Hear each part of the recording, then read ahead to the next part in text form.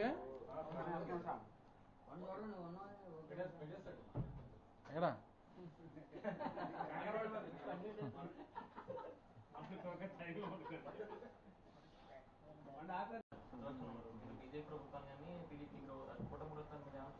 ఇది international issue. ఇది ఒక అమర్నాథో లేకపోతే ఒక ఉదయో లేకపోతే ఒక నాయుడో తీసుకోవాల్సినటువంటి నిర్ణయాలు, లేకపోతే మనం ఏదో ఇక్కడ ఆలోచన చేస్తే జరిగిపోయేటువంటి పరిణామాలు కాదు. ఇది కేంద్ర ప్రభుత్వం ప్రపంచ స్థాయిలో జరుగుతున్నటువంటి జియో పొలిటికల్ సిచ్యువేషన్స్ ఇవన్నీ పెద్ద ఎత్తున జరుగుతున్నాయి. కాకపోతే ఇందులో ఇబ్బంది పడేటువంటి సంస్థలు ఏవైతే ఉన్నాయో, కొన్ని కంపెనీలు కానీ లేదా హోటల్స్ కానీ లేకపోతే కొన్ని రెస్టారెంట్స్ కానీ, ఇలా కొన్ని ఏదైతే కమర్షియల్ సిలిండర్స్ రిక్వైర్మెంట్ ఉన్నటువంటి సంస్థలు చాలా మటుకు చాలా ప్రాంతాల్లో ఇబ్బందులు పడుతున్నటువంటి మాట వాస్తవం. మేము రన్ చేయలేము అనేటువంటి పరిస్థితులు ఉన్నటువంటి మాట వాస్తవం. సో అందరితో పాటు ప్రతిపక్షంగా లేదా ఇప్పుడు అధికార పార్టీ కూడా జియో పొలిటికల్ సిచ్యువేషన్లో చేయగలిగింది, కేంద్ర ప్రభుత్వంలో ఉన్నటువంటి వారు కూడా వారు ఏ నిర్ణయాలు తీసుకుంటారో అనేటువంటిది ఉంటుంది. సో డెఫినెట్గా మా పార్టీ ఎంపీలు, మా రాజ్యసభ సభ్యులు కానీ మా లోక్సభ సభ్యులు కానీ పార్లమెంట్ సెషన్స్ నిన్నటి నుంచి ఎప్పటి నుంచో మొదలైనట్టున్నాయి, అక్కడ కూడా మాట్లాడతాం. సో సిచ్యువేషన్ని ఇది ఒక ఆంధ్రప్రదేశ్లోనే వచ్చిన ఇష్యూ కాదు కాబట్టి, దేశవ్యాప్తంగా వచ్చినటువంటి ఇష్యూ కాబట్టి డెఫినెట్గా అందరి ఉన్నటువంటి ఇష్యూని సార్ట్అవుట్ చేయడానికి అప్పుడు ఉన్నటువంటి జియో పొలిటికల్ సిచ్యువేషన్స్ కూడా సెటిల్ డౌన్ అవ్వాలనేటువంటిదే నేను కూడా కోరుకుంటా ఉన్నా.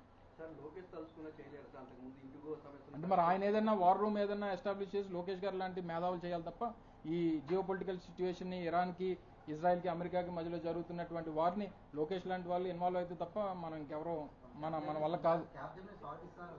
చెప్తున్నాను కదా బాబు, హెరిటేజ్ ఐటీ కంపెనీ పెట్టినా దాన్ని కూడా స్వాగతిస్తున్నామని, మళ్ళీ క్యాబ్ జెమిని అంట అన్ని స్వాగతిస్తున్నామని చెప్తున్నాం కదా. నేను స్వాగతించొద్దని చెప్పి నువ్వు లేకపోతే నువ్వు చెప్పు, ఏం చెప్పమంటావు చెప్పేస్తాను. మహా ఉదయ్ చెప్పాడు, ఇది చెప్పమంటున్నాడండి, ఇది చెప్పేస్తాను. లేకపోతే ఇందాక నుంచి స్వాగతిస్తున్నానని చెప్తుంటే వీళ్ళందరూ పాపం ఇందా నుంచి వాళ్ళందరూ ఎదురు చూస్తున్నారు. సార్ అన్నిసార్లు స్వాగతిస్తున్నారు, ఉదయ్ గారు ఏంటండి ఎలా అడుగుతున్నారు చూడు. వాళ్ళు కూడా థ్యాంక్ యూ చెప్పారు. Thank you.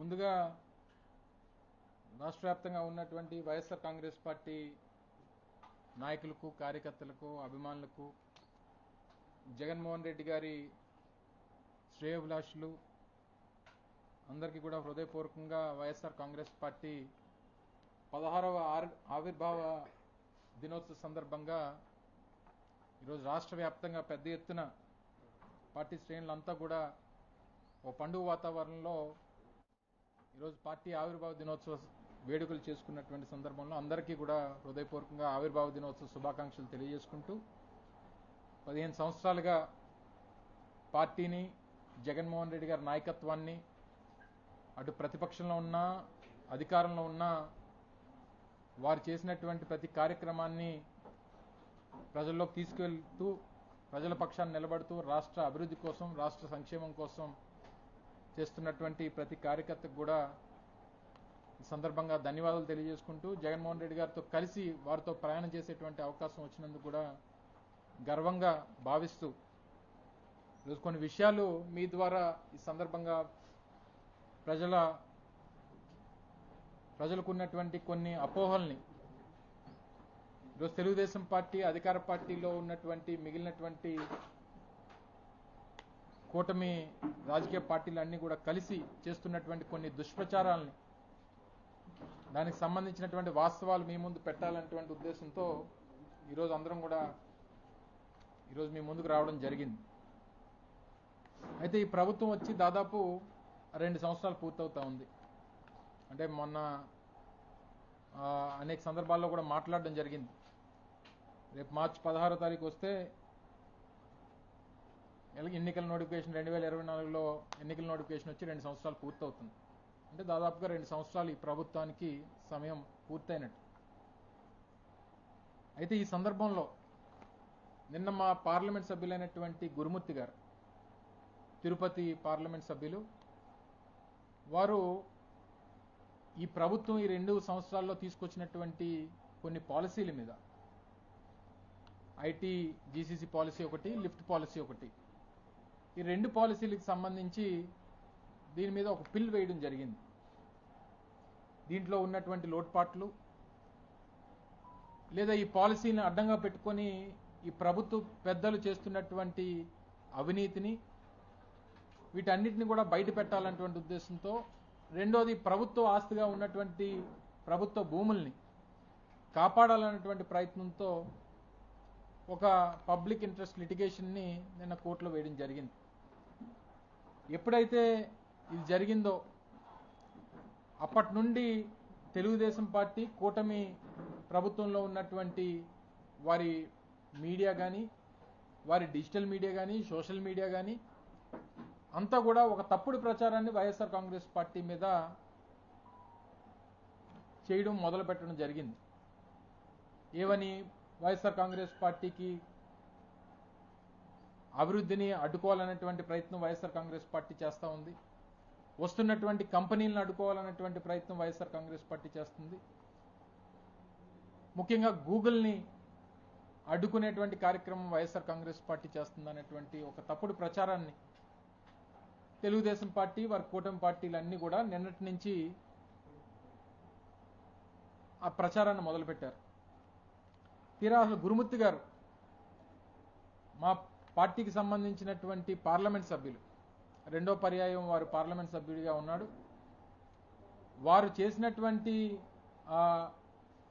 ప్రయత్నం ఏదైతే పబ్లిక్ ఇంట్రెస్ట్ లిటిగేషన్ ఉందో అది ఒకటి రెండు కంపెనీల పేరిట ఈరోజు ఉన్నటువంటి ప్రభుత్వంలో ఉన్నటువంటి ముఖ్యమంత్రి గారి కొడుకు వీరు కలిసి చేస్తున్నటువంటి ఒక అవినీతి కార్యక్రమాన్ని బయట పెట్టాలి, ప్రభుత్వ ఆస్తుల్ని కాపాడాలన్నటువంటి ప్రయత్నంతో చేసినటువంటి కార్యక్రమం.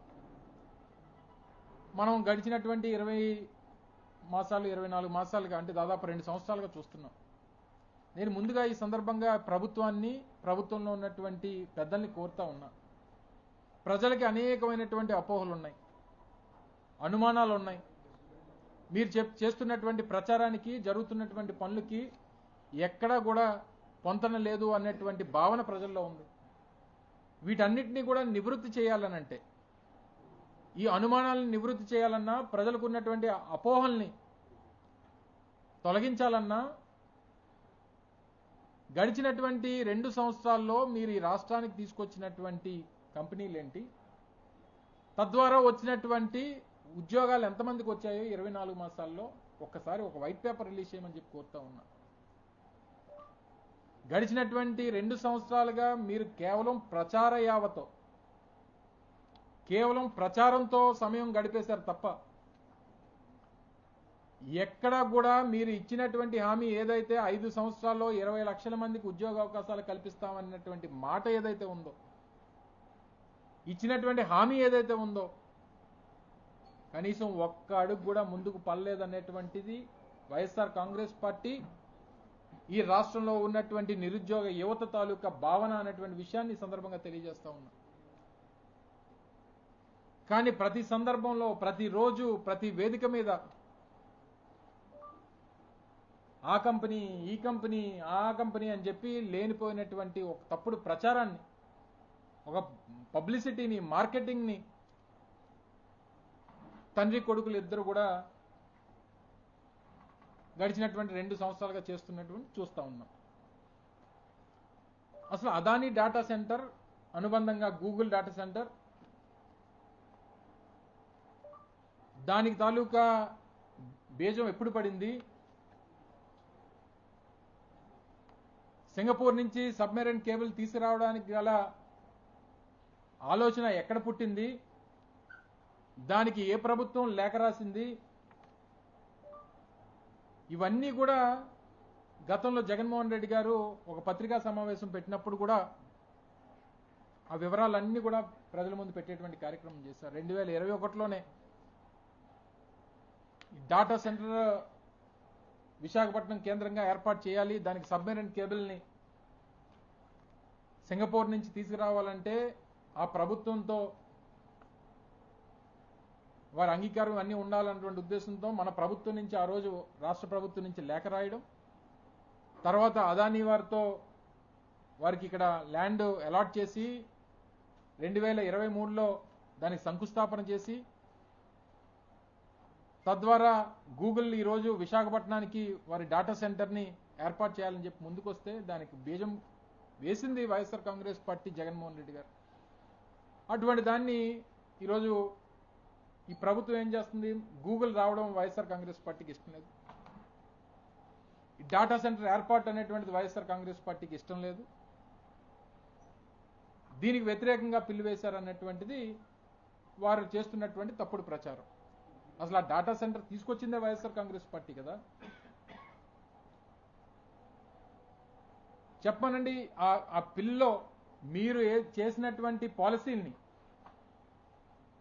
ఏదైతే ఒకటి రెండు పెద్ద కంపెనీలు పేరు చెప్పి విశాఖపట్నం లాంటి ప్రముఖ నగరం, అత్యంత ప్రాధాన్యత కలిగినటువంటి నగరం ఈరోజు ఆంధ్రప్రదేశ్ రాష్ట్రంలో, అత్యంత విలువైనటువంటి భూములు ఉన్నటువంటి నగరం విశాఖపట్నం. ఇటువంటి నగరంలో కొన్ని వేల ఎకరాల భూముల్ని మీరు 99 పైసలకి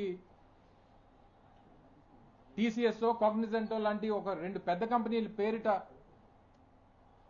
ఆ రెండు కంపెనీలని ముందును పెట్టి మీకు కావాల్సినటువంటి మీ సొంత కంపెనీలకి, ఊరు పేరు లేనటువంటి కంపెనీలకి,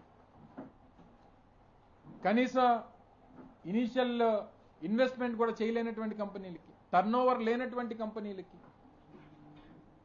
లేదా మీరు ల్యాండ్ అలాట్ చేసేటువంటి నెల రోజుల ముందు స్థాపించినటువంటి కంపెనీలకి వేల ఎకరాలు 99 పైసలకి ఇస్తున్నారనంటే ఏ ఉద్దేశంతో ఇస్తున్నారు? ఇందులో ఎంత అవినీతి జరిగింది అనేటువంటిది ప్రజలకు ఉన్నటువంటి అనుమానాలు. సరే, టీసీఎస్ఓ, కాగ్నిజెంటో లేదా మీ హెరిటేజో రేపు ఒక సాఫ్ట్వేర్ కంపెనీ పెట్టినా దేన్నన్నా వైఎస్ఆర్ కాంగ్రెస్ పార్టీ వెల్కమ్ చేస్తుంది. ఈ రాష్ట్రంలో విశాఖపట్నంలోనే కాదు, ఎక్కడ పెట్టినా వెల్కమ్ చేస్తుంది. కానీ మీరు చేస్తున్నటువంటిది ఈ కంపెనీల పేరిట, ఒకటి రెండు ప్రధానమైనటువంటి పెద్ద కంపెనీల పేరిట మీ అనుయాయులకి, మీకు కావాల్సినటువంటి వ్యక్తులకి, మీ పార్టీకి సంబంధించినటువంటి వ్యక్తులకి పెద్ద ఎత్తున మీరు భూ కేటాయింపులు 99 పైసలకి.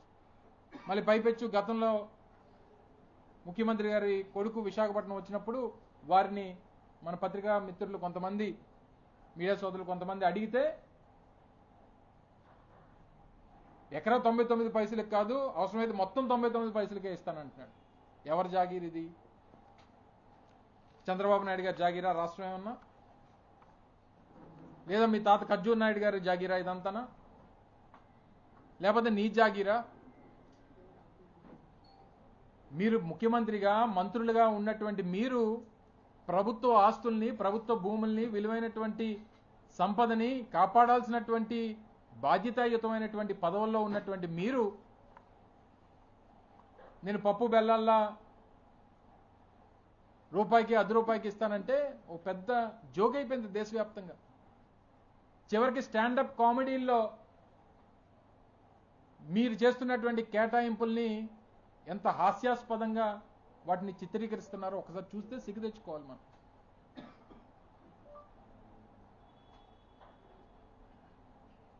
సాఫ్ట్వేర్ కంపెనీలు అని చెప్పి ఒక పక్క, సాఫ్ట్వేర్ కంపెనీల పేరు చెప్పి రియల్ ఎస్టేట్ కంపెనీలకి, సత్వ, కపిల్,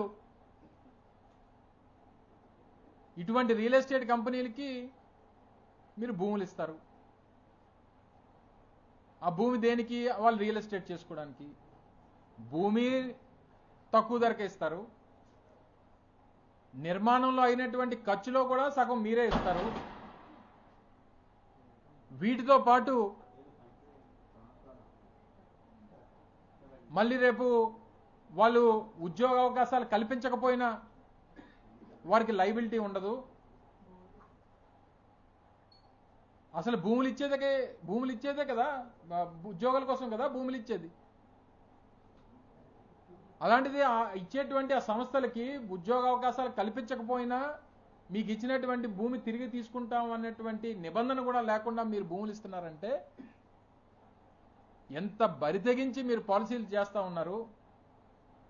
తిరిగి దాన్ని ప్రశ్నించాలన్నటువంటిది మాకున్నటువంటి ఏకైక వేదిక న్యాయస్థానం అయినప్పుడు ప్రజల పక్షాన నిలబడి ప్రభుత్వ ఆస్తుల్ని కాపాడాల్సినటువంటి బాధ్యత ప్రభుత్వం తీసుకున్నప్పుడు ప్రతిపక్షంగా ఆ బాధ్యత వైఎస్ఆర్ కాంగ్రెస్ పార్టీ తీసుకుంటే తిరిగి మా మీద తప్పుడు ప్రచారం చేసేటువంటి కార్యక్రమం నిన్నటి నుంచి జరుగుతూ ఉంది.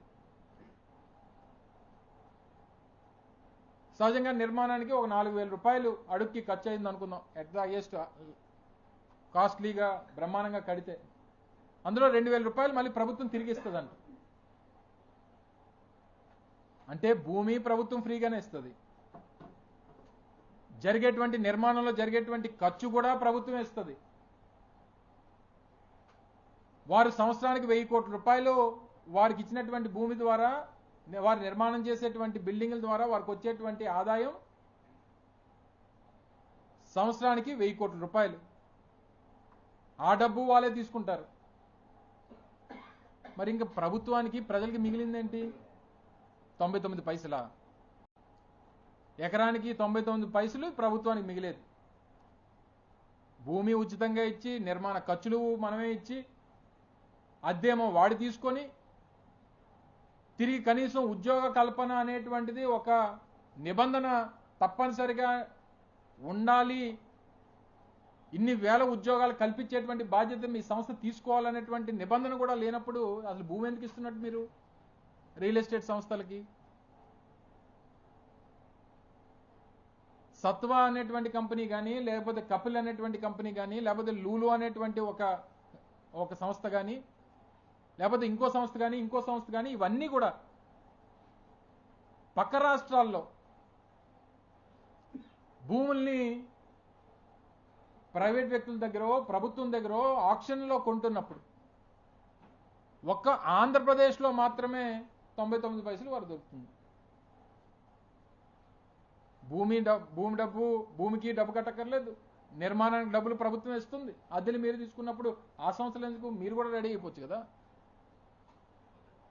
ఇవన్నీ తప్పు కాదు, ఒప్పు అని చెప్పి చూపించేటువంటి సంస్థకు కూడా ఒక టీవీ ఛానల్కి విశాఖపట్నంలో ఎకరన్నర భూమి దగ్గర 100 కోట్ల రూపాయలు విలువైనటువంటి భూమి,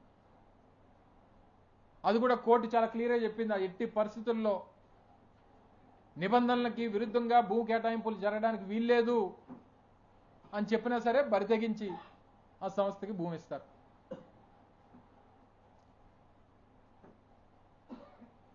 మరి రియల్ ఎస్టేట్ కంపెనీలకి భూములు ఇవ్వడానికి మీకు ప్రభుత్వం మీకు అధికారం ఇచ్చిందా? ప్రజలు మీరు పాలసీలు దాని తగ్గట్టు చేస్తారా? మీరు చేసేటువంటి ప్రచారం వల్ల ప్రజలకి ఏది నిజమో ఏది అబద్ధమో తెలియనటువంటి పరిస్థితి అయిపోయింది. పోనీ అదే 99 పైసలకి అమరావతిలో ఇవ్వచ్చు కదా.